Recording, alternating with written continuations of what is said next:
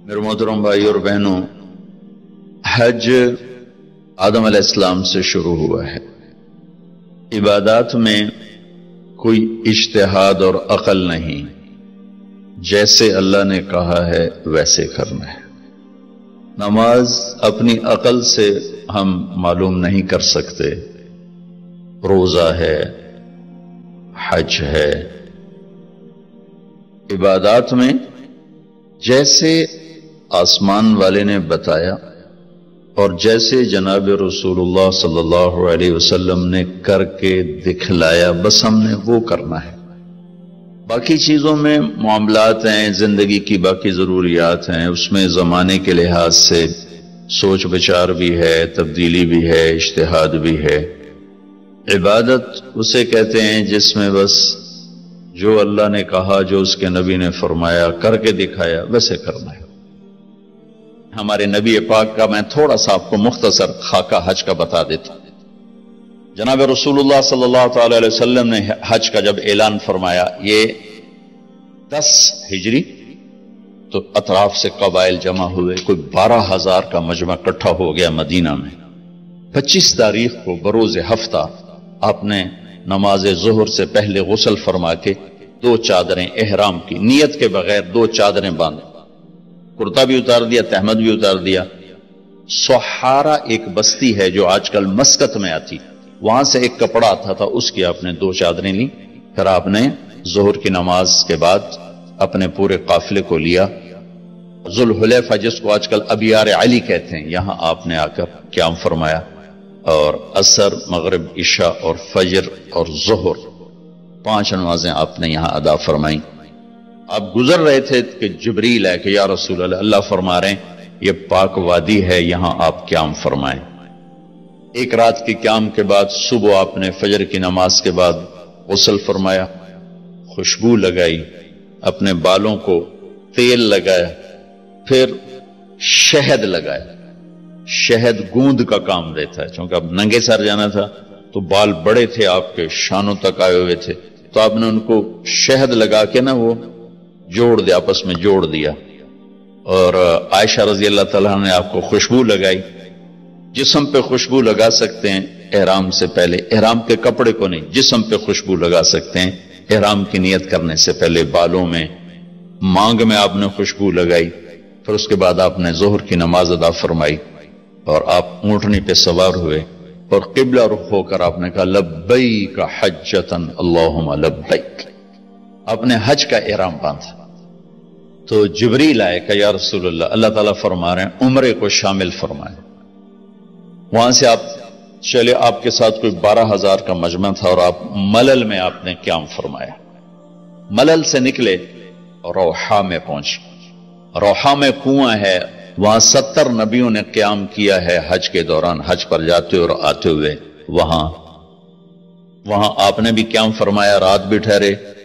روحا سے چل کر آپ افایا پہنچے، افایا سے عرج پہنچے، عرج سے ابوا پہنچے۔ ابوا پہنچے تو سامنے بستی تھی جہاں آپ کے سارے انتظام کیے گئے تھے رہائش کے، اور یہ قافلہ 12,000 کا اب 60-70,000 کا ہو چکا تھا۔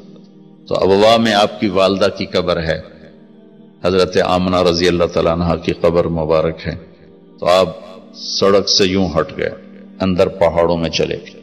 اکثر مجمع تو نیا تھا، انہیں نہیں سمجھ میں آیا کہ اللہ کے نبی اندر کہاں جا رہے ہیں۔ چندے کو پتا تھا کہ آپ کہاں جا رہے ہیں، تو آپ چلتے چلتے چلتے چلتے چلتے ایک جگہ اپنے اونٹنی کو بٹھایا، کوئی وہ 70-80 فٹ اونچا پہاڑ ہے، تو وہاں سے آپ اوپر چڑھے۔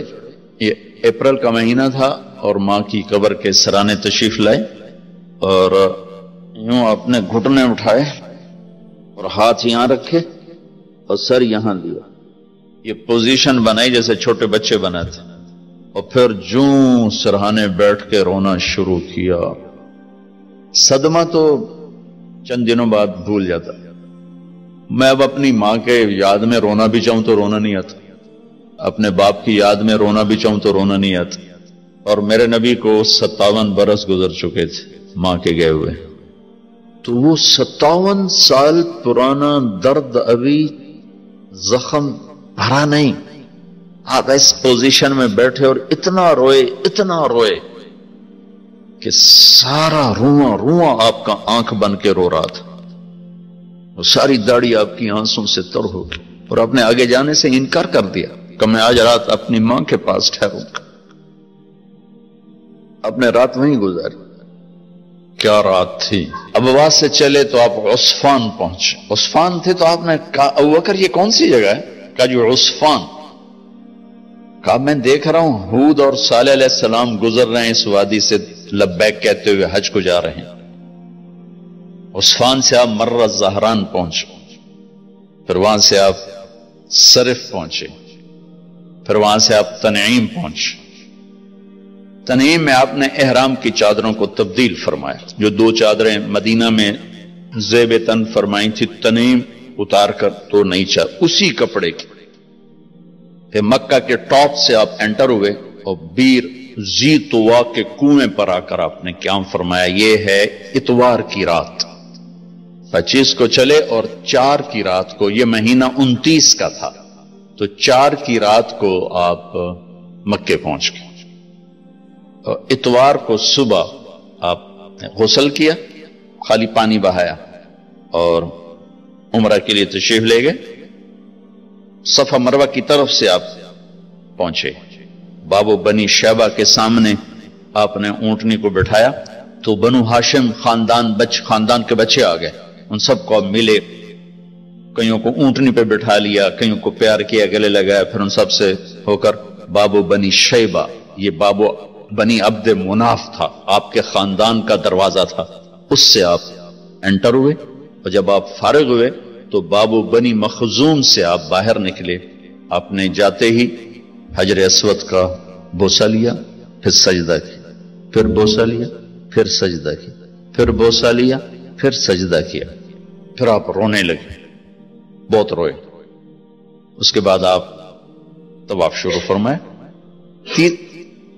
تیسرے یا چوتھے چکر میں آپ نے پانی بھی پیا، اور حضرت عمر سے فرمایا کہ عمر حجر اسود کے بوسے پہ لڑائی نہ کرنا، جگہ ملے تو لے لینا، جھگڑا نہ کرنا، جیسے ہمارے نادانی میں لوگ وہاں عورتیں بھی ایسی حماقت کرتی ہیں کہ ایک سنت عمل کے لیے فرض چھوڑ دیتے کہ مرد عورت کا یوں آپس میں اختلاط، یہ اس سے بچنا فرض ہے، اور وہ ایک سنت کے لیے گھس رہی اور لڑائی جھگڑے فساد، قریب بھی نہیں جانا چاہیے۔